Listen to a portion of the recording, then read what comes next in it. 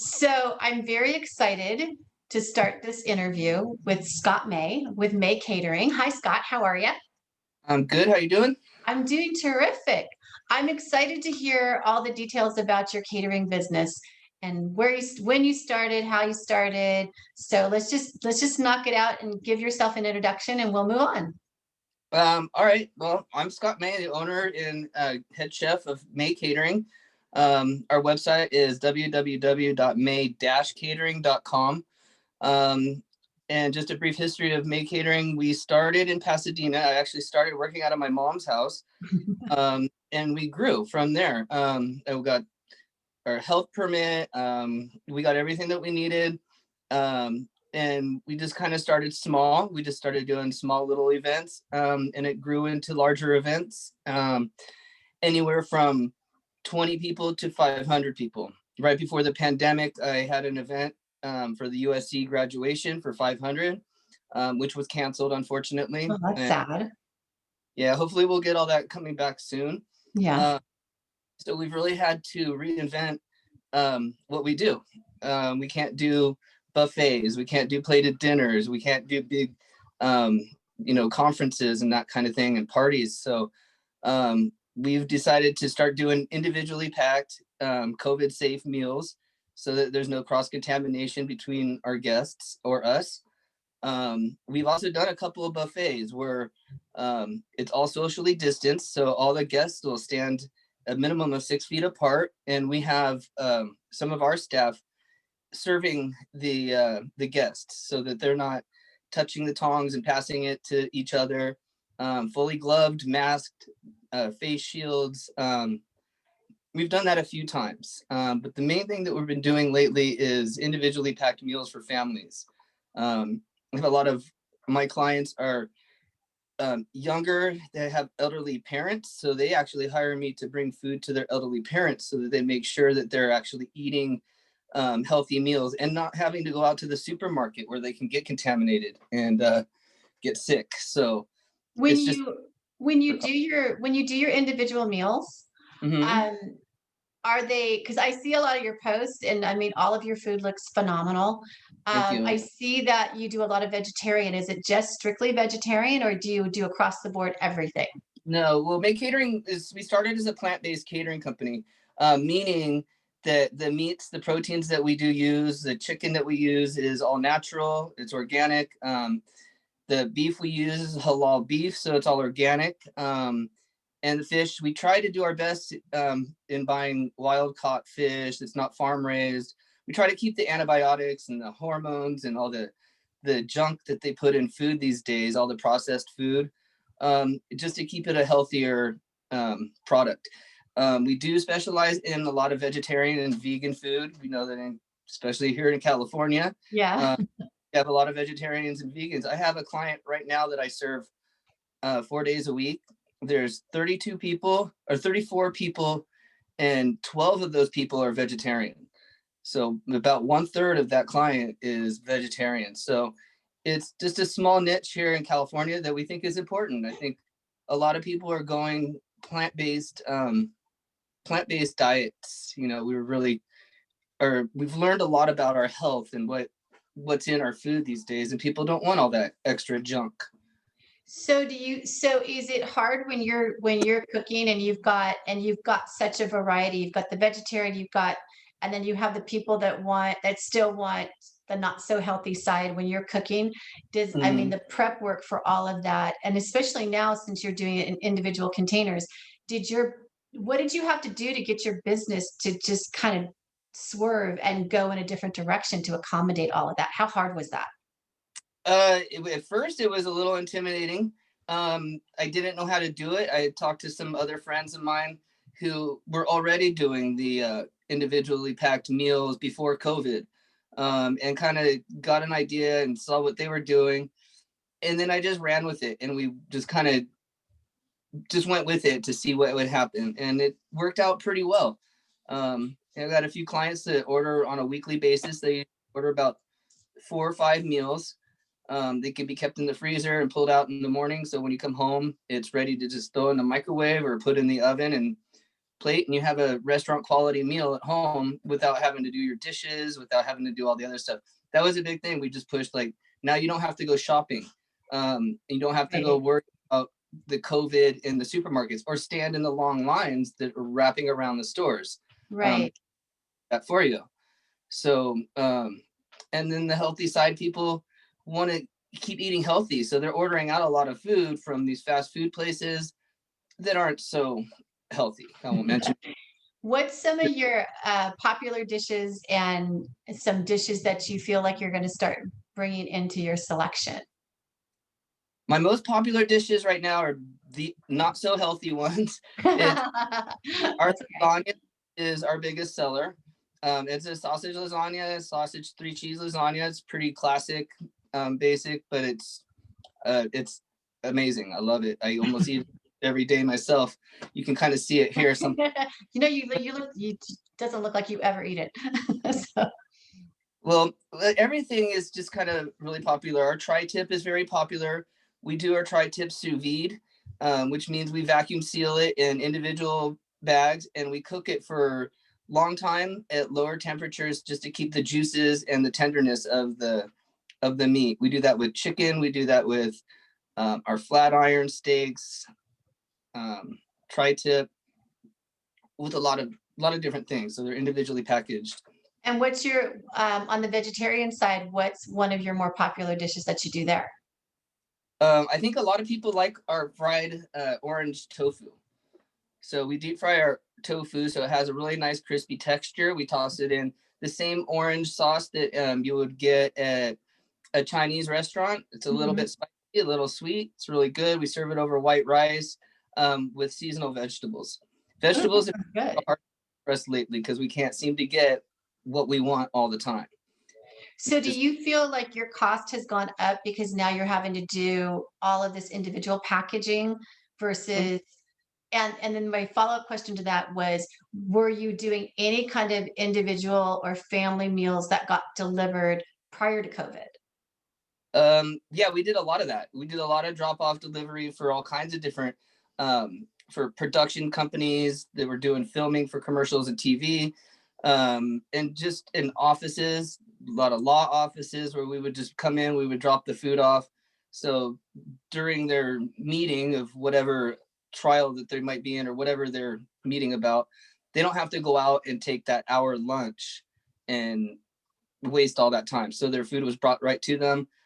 We put it in chafing dishes to keep it warm, and they could serve themselves pre-COVID. So do Um, you now have to, well, I'm sure there's not a whole bunch of law offices that are back in, maybe now they're starting to kind of trickle back in. But what mhm, did you do with, I mean, they all just went home and they did Zoom mhm, like we're doing. And so did anyone continue to have you deliver to them or I it's just interesting to listen to how all these businesses have had to just kind of zig and zag. And then mhm. tell me a little bit about kind of like the regulations that changed and what you had to do or did you have to do anything differently as they kept changing the COVID rules? Well, we just tried to keep it safe as possible, really. The rules were changing daily. So we just kind of followed what everybody else was doing. We don't have people sitting in a restaurant, so we didn't have to go buy the shields and all that kind of stuff, the plexiglass. But we definitely make sure that we're wearing masks, we're wearing gloves, um, and face shields. Like if we do the buffets, we'll do face shields and masks and everything. But yeah, we just try to keep it as clean. We sanitize our kitchen. I'm gonna go down and sanitize our kitchen today because kind of got a day off here. But Nice. and so yeah, we just make sure that we're sanitizing with bleach and everything. So how did you become a chef? Um, kind of out of necessity, I guess you could say. I had to eat. Um, I moved to Aspen, Colorado, which is a very expensive place to live, and I started working in restaurants so that I knew that at least I could get my employee meal. Some of the restaurants also would give us a ski pass so that we could get to the on mountain restaurants, the ski and ski out restaurants, and it kind of just grew from there. I was working front of the house. I was working as a waiter, busboy, expediter, and kind of got tired of that and started getting interested in the cooking side and getting into the kitchens. And then I ended up going to culinary school in San Francisco, um, at um, at the California Culinary Academy, Nice. before it turned into Cordon Bleu.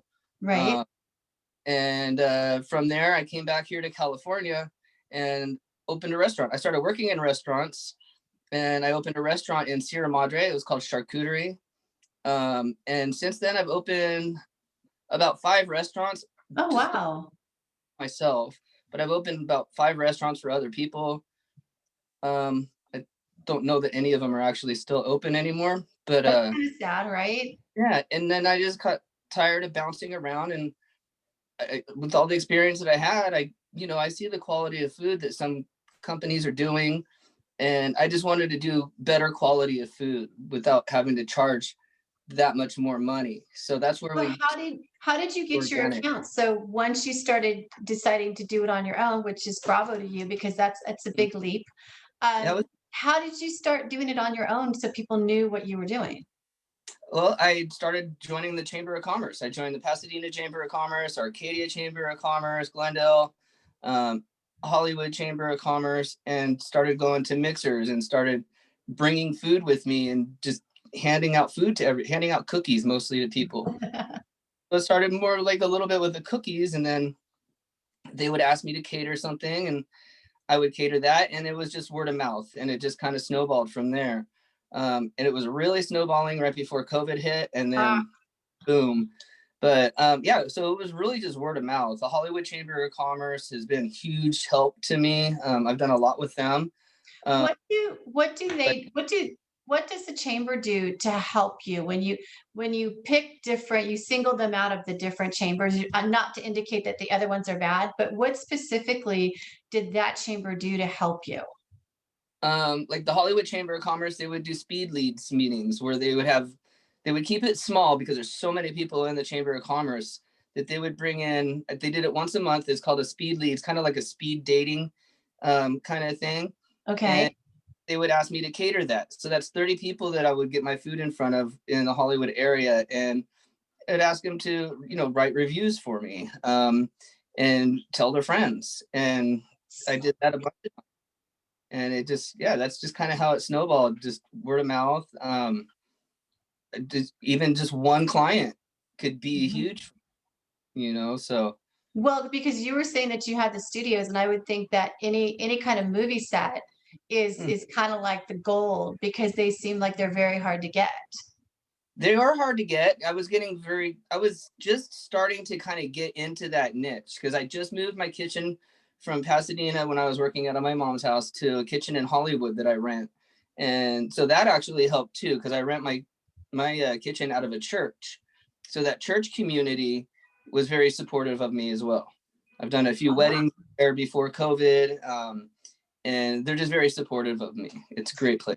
So do you have your own kitchen now, or do you still rent a kitchen from someone? I rent the kitchen from the church, from St. Thomas Apostle Episcopal Church. We're right on Hollywood Boulevard. I think we're about 3 blocks down from La Brea, so we're right in the heart of Hollywood. Wow, that's Mhm, resourceful because I mean, one would think that you have to go and build your own kitchen to be a caterer, but mhm. church kitchens, I would assume, are not being utilized 90% of the time. And I help the church out with the things that they're going to do when they have events and stuff like that. So um, I'll step in and help them out. They used to Fantastic. do homeless breakfast. We call it breakfast club because it wasn't just homeless people. A lot of people need a little bit of help here and there. But all that has stopped now because we can't gather. They have one large meeting room or party room, whatever you want to call it, and then a small one. And they do rent the church to production sometimes. So when they rent the church to productions, we have on-site catering, and we would prefer that you use our on-site catering because that's good for the church and it's good for me and Right. Yeah, absolutely. producers. So who of the clients that you've come in pre-COVID or COVID, what's kind of your perfect client? Anybody that's hungry, anybody that wants to have a Hungry people, I love it. through the Hollywood Chamber of Commerce, I met a friend who's very affluent at the American Legion. So I was doing some catering for the American Legion, because they'd have parties of 100 people, and they wanted it to be reasonably priced. So because they're more of a nonprofit kind of thing. So I would just work with them. I was willing to bend over backwards and be flexible and work with whatever my client needed. That's awesome. So do you feel like things are getting better? Yeah, Okay, right. good. Who I signed a contract with for 4 months. I was serving them every day. And then they signed me on for another 3 months, and we're talking about another 3 months in the future. So Wow. How many employees do you have? right now I have one, but he's only on call for when I need him. He'll come in. I have a larger group, again, through the Hollywood Chamber of Commerce. One of the people in that group, his wife works for a company. They do a lot of catering. So they hired me to do a catering event for 150 people. So then of course, I bring him in to help me Right. play. That's all individually packaged as well. But Um, just two of you to do all of that? well, there's actually three of us that did that. I had to bring in some extra help that day, but I mean, most of us can't even cook a Thanksgiving dinner by ourselves. So, so I yeah, mean, I'm impressed by it. That's a lot of work, I bet.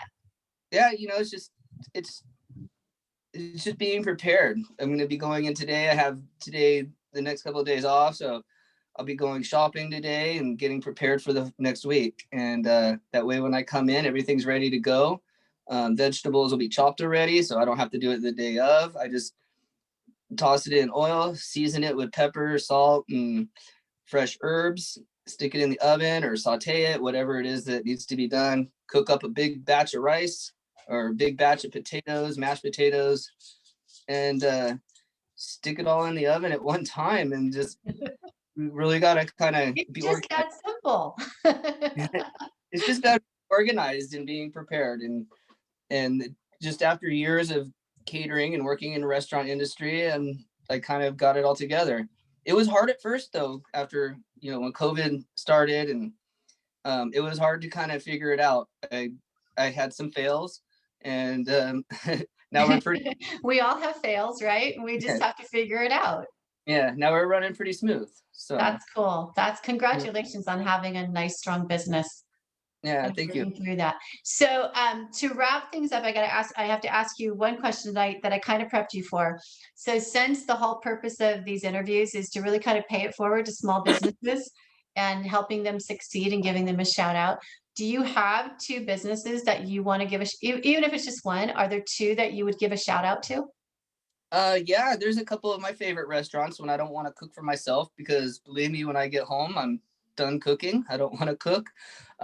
There's Kubi's down on Honolulu, which is a great Mediterranean restaurant. My favorite thing there is their Philly cheesesteaks, amazing. Uh, Okay. and then right next door, there's El Sol, and great Mexican food, great margaritas. The owners are great. They always come out to your tables and they talk to you, and they have a nice little patio set up outside with fire pits, so it's pretty comfortable. It's pretty nice.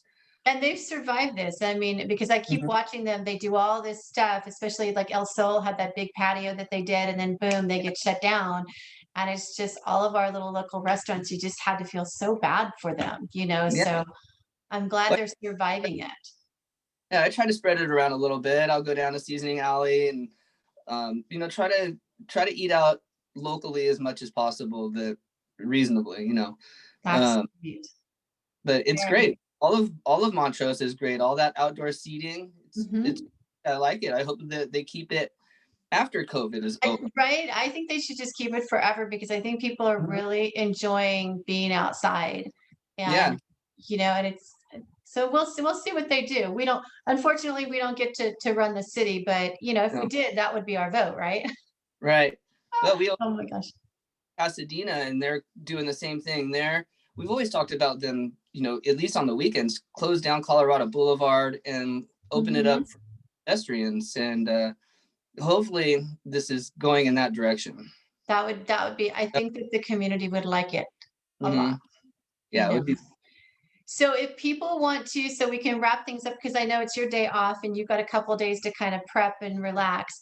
There's never a day off. just never, right? Exactly. There's always something going on, right? Yeah, yeah. So to wrap our interview up, tell us again, best contact information, website, and individual foods. They can order them off your website, or do they need to call you? Well, it's best to actually maybe email me because the menu that's on my website right now is a little bit old and we've revised it. So I can email our most current menu to you. Oh, good. Um, and get an idea of what we do at www.may-catering.com. Our phone number is 626-319-7252. Our office is here in La Crescenta. Even though that's a Pasadena number, it's an old number of mine. But we serve all of LA area. We do deliver with a minimum order. Wonderful. Well, Scott, I really, really appreciate all of your time today. So thank you. And I wish you the very, very best. And when we can start doing more gatherings, surely going to order. I'm probably going to get some individual stuff from my mom too, because that sounds great, because she doesn't eat right. Yeah, I have a client they're worried about their mom just eating cheese and crackers all the time. So Right. order. They're never hungry. And it's just like, eat a little bit of healthy food, even if you pick apart one meal at a time, you know? I even serve my own mom. I don't charge her. Bring me mom, so Good. she You loves gotta take care of mom, right? it. Of course, yeah, always. Exactly. Well, thanks again for all of your time. And I'm sure we'll chat soon. Yeah, absolutely. Thanks again. All right. You're very welcome. Talk to you later. Bye. Bye.